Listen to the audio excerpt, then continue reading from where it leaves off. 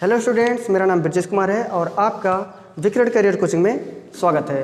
Students, हम लोग पढ़ने वाले हैं बहुत ही इंपॉर्टेंट, मोस्ट इम्पॉर्टेंट और वेरी वेरी इंपॉर्टेंट। क्या पढ़ने वाले हैं? जो संयोजन करते हैं किसका? प्रतिरोधों का संयोजन जो होता है बहुत ही ज़्यादा इंपॉर्टेंट है और आपके बोर्ड एग्जाम 2023 में तो बहुत ही इंपॉर्टेंट है। तो इसको फिक्स कर लीजिए, 5 नंबर 6 नंबर में ये हमेशा पूछा जाता है। आप देख भी सकते हैं, हर एग्ज़ाम में पूछा है। बोर्ड एग्ज़ाम के जितने भी हुआ, 19 हुआ, 20 हुआ और जो मतलब इधर तो कोरोना काल में हुआ नहीं, लेकिन उसके पहले भी हमेशा पूछा जाता था। तो इम्पॉर्टेंट है, तो इसको तैयार कर लेंगे। संयोजन जो करते हैं प्रतिरोधों का, यानी प्रतिरोधों का जो संयोजन होता है वो 2 प्रकार से होता है। ठीक है, प्रतिरोधों का संयोजन 2 प्रकार से किया जाता है। एक होता है श्रेणी क्रम संयोजन और दूसरा होता है समांतर क्रम संयोजन। तो हम दोनों का इंपॉर्टेंट है, इसलिए हम पहले बारी बारी से हम इसको समझेंगे। पहले हम श्रेणी क्रम संयोजन समझेंगे। तो श्रेणी क्रम संयोजन क्या होता है? देखिए, जो प्रतिरोधों का संयोजन होता है, प्रतिरोधों का संयोजन, तो हम भैया 2 प्रकार से हम करते हैं। प्रतिरोधों का संयोजन कितने प्रकार से? 2 प्रकार से। देखिए, श्रेणी क्रम, समांतर क्रम। तो श्रेणी क्रम मतलब क्या होता है? पहले तो हमको इसी को पढ़ना है, तो मेन पहले हम इसी के ऊपर फोकस करते हैं। देखिए, जो प्रतिरोध होता है, प्रतिरोध कहने का मतलब ये होता है कि धारा के मार्ग में रुकावट उत्पन्न करता है, प्रतिरोध कहलाता है। ठीक है, धारा के मार्ग में अगर रुकावट उत्पन्न कर रहा है तो उसे प्रतिरोध कहते हैं। ठीक है, जैसे मान लीजिए आपका एक प्रतिरोध है R1, ठीक है, इसका नाम है A और इसका दूसरे सिरे का नाम है B। इसी प्रकार से हमारे पास और भी प्रतिरोध है, जैसे यहाँ पे हम नाम दे रहे हैं B और इसका नाम दे रहे हैं C। ठीक है, और इसी प्रकार से एक और प्रतिरोध है जिसका नाम है C, ठीक है, और इसका नाम है D। तो इस प्रकार से हमारे पास क्या प्रतिरोध हुए? 1 2 3। तो इसका नाम दे रहे हैं R2 और इसका नाम दे रहे हैं R3। पहले हम इतना समझेंगे क्या क्या होता है। तो मान लीजिए एक प्रतिरोध हो गया AB, दूसरा प्रतिरोध हो गया BC और तीसरा प्रतिरोध हो गया CD। 3 प्रतिरोध है। अब इनको हमको श्रेणी क्रम में जोड़ना है। तो मतलब क्या होता है? देखिए, हम ऐसे जोड़ेंगे, प्रतिरोधों का जब संयोजन करते हैं तो पहले प्रतिरोध का दूसरा सिरा और दूसरे के प्रतिरोध के पहले सिरे से जोड़ देते हैं। सही है। इसी प्रकार से दूसरे प्रतिरोध का दूसरा सिरा तीसरे प्रतिरोध के पहले सिरे से जोड़ देते हैं। इस प्रकार से देखिए कॉमन बन जा रहे हैं। ठीक है, अब जब इसको मैं सीरीज में करेंगे तो हम ऐसे कर सकते हैं, आप ना AB BC CD, इस प्रकार से। समझ में आया कि नहीं आया? पहले प्रतिरोध का दूसरा सिरा दूसरे प्रतिरोध के पहले सिरे से, दूसरे प्रतिरोध का दूसरा सिरा तीसरे प्रतिरोध के पहले सिरे से जोड़ते हैं। तो इसमें देखिए R1 है प्रतिरोध, R2 प्रतिरोध, R3 प्रतिरोध। ठीक है, और मान लीजिए इसमें जब I धारा प्रवाहित करते हैं आप, तो इसमें विभवांतर पहले वाले में V1 हो जाएगा, दूसरे वाले में V2 हो जाएगा और तीसरे वाले में V3 हो जाएगा।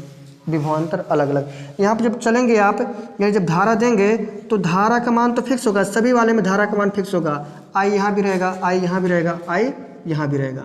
लेकिन जो विभवांतर होता है श्रेणी क्रम में, विभवांतर अलग अलग होता है। यहाँ पे देखिए V1 हो गया, यहाँ V2 हो गया और V3 हो गया। हम कितना भेजे थे? टोटल V भेजे थे, लेकिन पहले प्रतिरोध के पास पहुँचा तो उसका विभवांतर V1 हो गया, दूसरे के पे V2 हो गया, तीसरे वाले पे V3।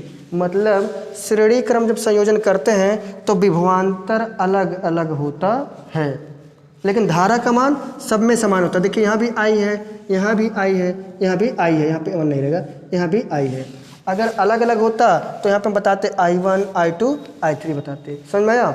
ऐसे समझेंगे। तो अब इसको हम विस्तार से लिखते हैं और एग्जाम में कैसे लिखा जाए हम लिखेंगे बढ़िया से, एकदम उसी प्रकार से आपको लिख के आना है और बढ़िया से बढ़िया नंबर मिलेगा, टोटल मिलेगा, 1 नंबर भी नहीं कटेगा। ठीक है, देखिए मुस्कुराते हुए। हाँ, देखिए हम जो बात अभी बताए हैं वही सेम टू सेम लिखे हैं और ऐसे ही लिख के आएंगे तो पूरा नंबर मिलेगा, आपको नंबर कटेगा नहीं। काटेंगे तो हमसे बताना। ठीक है, देखिए क्या लिखा है, श्रेणी क्रम संयोजन। सबसे पहले हम इसको बनाते हैं इसलिए क्योंकि सबसे ज़्यादा इंपॉर्टेंट ये है, उसके बाद समांतर क्रम, दोनों पूछा जाता है। तो हो सकता है तुम इसको याद करके जाओ तो समांतर पूछ ले, समांतर याद करके जाओ इसको पूछ ले। तो इसलिए हम इसको भी बताएंगे और समांतर क्रम भी बताएंगे। तो पहले इसको समझ लो। कह रहा कि प्रतिरोधों के श्रेणी क्रम में संयोजन के लिए प्रतिरोधों को इस प्रकार जोड़ते हैं कि पहले प्रतिरोध का दूसरा सिरा दूसरे प्रतिरोध का तीसरे सिरे से पहले सिरे से जुड़ा हो। फिर से समझ लो, प्रतिरोधों के श्रेणी क्रम संयोजन के लिए प्रतिरोधों को इस प्रकार जोड़ते हैं कि पहले प्रतिरोध का दूसरा सिरा दूसरे प्रतिरोध के पहले सिरे से जुड़ा हो, और अगर दूसरा प्रतिरोध का दूसरा सिरा तीसरे प्रतिरोध के पहले सिरे से दूसरे सिरे से जुड़ा हो। ऐसे बारी बारी से करते जाएंगे जितना भी प्रतिरोध रहेगा। तो हमें ना ताका तू ही देखा बेटा, बैठ जाओ आराम से। देखो फिर सब समझा दे इसको, हम चाहते हैं स्पष्ट रहे, लोग गड़बड़ाए ना। देखिए, प्रतिरोधों के श्रेणी क्रम में संयोजन के लिए प्रतिरोधों को इस प्रकार जोड़ते हैं कि पहले प्रतिरोध का दूसरा सिरा दूसरे प्रतिरोध के पहले सिरे से जुड़ा हो। यहाँ पे हम दो ही क्या लिखे हैं। ऐसे मान लीजिए तुम्हारे पास 3 प्रतिरोध 4 प्रतिरोध ढेर सारा हो तो हम ऐसे ही करेंगे। जैसे मान लीजिए ये पहला प्रतिरोध है तो पहले प्रतिरोध का आपका ये पहला सिरा है, दूसरा सिरा है, फिर इसके बाद दूसरा सिरा 2 प्रतिरोध हुआ तो इसका देखो पहले का दूसरा दूसरे का पहला, इसको जोड़ोगे। ऐसे आपके पास एक ठो और है तो दूसरे प्रतिरोध का दूसरा सिरा तीसरे प्रतिरोध के पहले से जुड़े रहेगा। इसी प्रकार से तीसरा प्रतिरोध है, ये चौथा प्रतिरोध है तो हम क्या करेंगे, तीसरे प्रतिरोध का दूसरा सिरा चौथे प्रतिरोध के पहले सिरे से जुड़ा रहे। ऐसे बारी हम लिखते जाएंगे, ढेर सारा प्रतिरोध रहेगा, सबको इसी क्रम से जोड़ेंगे। तो पहला पॉइंट तो ये हो गया। दूसरा पॉइंट में कह रहा है कि यदि 3 प्रतिरोध AB, देखो AB, BC और CD हो जुड़े हैं, श्रेणी क्रम में जुड़े हैं, उनके प्रतिरोध R1 R2 R3 हैं। तो पहले प्रतिरोध पे कितना R1, मतलब पहले प्रतिरोध को हम R1 से दिखा दिए, दूसरे वाले कितना दिखा दिए R2, और तीसरे वाले किसे दिखा दिए R3 से दिखा दिए ना। और कह रहा कि तुल्य प्रतिरोध आपका कैपिटल R है। तुल्य प्रतिरोध कितना है, कैपिटल R। मान लीजिए टोटल जो है आपके पास कैपिटल R प्रतिरोध है, ठीक है, कैपिटल R तुल्य प्रतिरोध। फिर कह रहा है इन प्रतिरोधों में I धारा प्रवाहित कर रहे हो। जब बैटरी से आप जोड़ रहे हो तो इसमें से धारा बहने लगी तो कितना धारा भेज रहे हो I। तो ऐसे I धारा प्रवाहित होगी तो पहले वाले पर भी तुम्हारा I धारा रहेगा, दूसरे वाले प्रतिरोध पर भी I धारा, तीसरे वाले प्रतिरोध पर भी I धारा। धारा का मान श्रेणी क्रम में समान होता है, इसको याद कर लेना, क्योंकि याद करोगे तभी पूरा सॉल्व डेरिवेशन जो है इसी से ही होगा। यही अगर कंफ्यूज हो जाएगा कि धारा हमारा समान रहेगा कि असमान रहेगा तब गड़बड़ हो जाएगा। समझ लो, आज श्रेणी क्रम में धारा समान होता है और समांतर क्रम में विभवांतर समान होता है, सही है, इस प्रकार से। तो यहाँ पे I1 देखो I तीनों प्रतिरोध पे धारा समान हो गया, लेकिन विभवांतर अलग अलग होता है। विभवांतर यहाँ पे हम देख ले रहे हैं, पहले वाले प्रतिरोध पर V1 होगा, दूसरे वाले प्रतिरोध पर V2 होगा और तीसरे वाले प्रतिरोध पे V3। धारा विभवांतर अलग अलग हो गया, सही है ना। तो यहाँ पे जब हम चलेंगे तो यहाँ पे टोटल विभवांतर हमारा कितना होगा, टोटल भेजे हम V, टोटल भेजे हैं V, लेकिन यहाँ पे जा रहा है पहले प्रतिरोध पे V1 हुआ, दूसरे पे V2 हुआ और तीसरे पे V3 हुआ। इतना तो समझ में आया होगा। अब ओम के नियम से आपको लोग पता होगा, हाँ यहाँ पे लिख रहे हैं ओम के नियम से, ओम के नियम से। ओम के नियम क्या कहा गया था, ओम का नियम कहा था V बराबर IR होता है ना, V बराबर IR, समीकरण 1, ठीक है। ओम भैया बताए थे कि V बराबर IR होता है।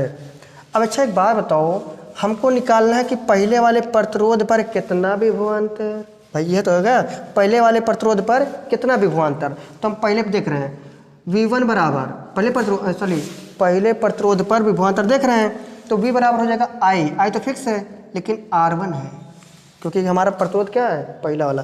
तो V1 बराबर होगा IR1, समीकरण बन गया 2, सही है। इसी प्रकार से हमको दूसरे वाले प्रतिरोध पे देखना है, तो दूसरे वाले पे लिखेंगे V2 बराबर हो जाएगा IR2, सही है, तीसरा समीकरण हो गया। इसी प्रकार से हमको तीसरे वाले पे देखना है तो लिखेंगे V3 बराबर हो जाएगा IR3, ये बन गया समीकरण 4। इतना बात समझ में आया होगा। पहले देखो, पहले वाले पे V1 बराबर IR1, दूसरे पे V2 बराबर IR2, तीसरे वाले पे V3 बराबर IR3। तो 3 समीकरण बन गया यहाँ पे, और इसका वाला मिला के 4। तो ये पहला हुआ, दूसरा हुआ, तीसरा हुआ, चौथा हुआ। अब एक काम करेंगे, समीकरण 2, 3, 4 को समीकरण 1 में रख देंगे, या फिर ऐसे कह लें, ये तो रखेंगे बाद में हम। अच्छा एक बात बताओ, टोटल विभवांतर कितना था मेरे पास, V था। तो अगर हमको पता करना कि वो हमारा कुल विभवांतर हुआ गया कहाँ, तो हम क्या करेंगे, V1 को जोड़ेंगे, V2 को जोड़ेंगे, V3 को जोड़ेंगे ना, तो हम जोड़ लेते हैं। यानी हम कहें V बराबर लिख सकते हैं V1 प्लस V2 और प्लस V3 ऐसे लिख सकते हैं कि नहीं, ऐसे लिख सकते हैं। इसको मान लो समीकरण 5 मान सकते हो, उसको मतलब रखने का तरीका होता है। तो अब क्या करेंगे हम, समीकरण 5 में समीकरण 2, समीकरण 3, समीकरण 4 का मान रख देंगे धीरे से। तो रखते हैं, यहाँ पहले लिख दें, यहाँ साइड में लिख दे रहे हैं, समीकरण 5 में 2, 3 व 4 का मान रखने पर, आप रख सकते हो ऐसे। समीकरण 5 में समीकरण 2, समीकरण 3, समीकरण 4 का मान रखने पर देखो रखोगे। अच्छा, v बराबर क्या पाए हो, v बराबर होता है आई आर होता है समीकरण 1 से।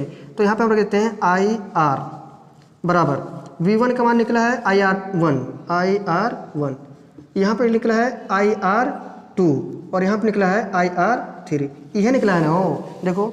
अच्छा एक बात बताओ, यहाँ पे आई इसमें सभी में आई कॉमन है, तो जब कॉमन है तो हम क्या करेंगे, इसमें इसको बाहर निकाल देते हैं। देखो आई है आर है बराबर, यहाँ से अगर हम आई निकाल दिए तो अंदर क्या बचा, यहाँ पे सही लिख दें, आई अगर बाहर निकल गया तो अंदर बचा R1 प्लस में R2 प्लस में R3, यह ना बचा। क्योंकि देखो आई का गुणा करोगे ये मिल जाएगा, इसका गुणा करोगे फिर ये मिल जाएगा, इसका गुणा करोगे ये मिल जाएगा, यानी सभी में से हम आई को कॉमन कर दिए हैं। यहाँ पे आई, यहाँ से आई चूरन हो गया, बचा क्या, R बराबर R1 plus R2 plus R3। इस प्रकार से हमको हंसते मुस्कुराते क्या मिल गया, समीकरण इसका श्रेणी क्रम संयोजन का सूत्र मिल गया। इससे ढेर सारे सवाल सॉल्व होते हैं, तो इम्पोर्टेंट है और विस्तार से इसको समझ लेना, याद कर लेना, तैयार कर लेना, एग्जाम में आएगा। इसको कॉपी करो, देखते हैं फिर से।